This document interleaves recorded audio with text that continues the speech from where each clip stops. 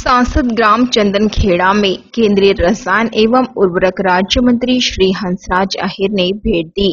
केंद्रीय राज्य मंत्री श्री अहिर इस गांव के किशोर ठावरी इस किसान के खेत पहुंचे। वहां चल रहे मधुमक्खी पालन रोजगार का उन्होंने निरीक्षण किया। इस समय चंदनखेड़ा गांव के किशोर ठावरी ने बताया कि मधुमक्खी पालन के लिए मंत्री जी ने हमें जो सहायता की है उसके माध्यम से यह कार्य अब जोरों पर शुरू है।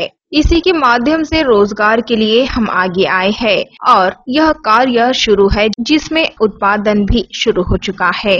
इस समय केंद्रीय राज्य मंत्री श्री अहिर ने मधुमक्खी पालन इस रोजगार संबंध बताते हुए कहा कि किसानों ने पूरक ऐसे जोर स्वयं रोजगार की शुरुआत कर आत्मनिर्भर बने।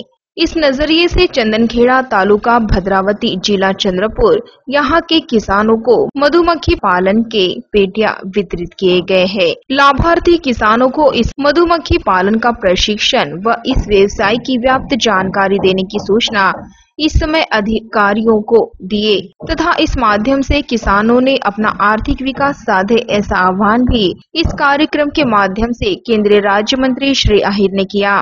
की पालनासाठी जे खासदार साहेबांनी आम्हाला मदत करून मतपेट्या दिल्या, त्या माध्यमातून आम्ही रोजगारासाठी सामोरे गेलो आणि त्या माध्यमातून आमचं जे कार्य आहे ते चालू आहे।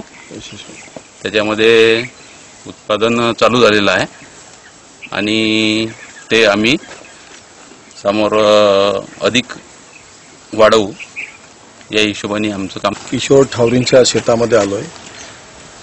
मागे चंदनखेड्याला आपण शेतकऱ्यांच्या कुटुंबातील उत्सुक युवकांना, महिलांना मधुमक्खी पालनचं प्रशिक्षण पूर्ण दिलेलं होतं।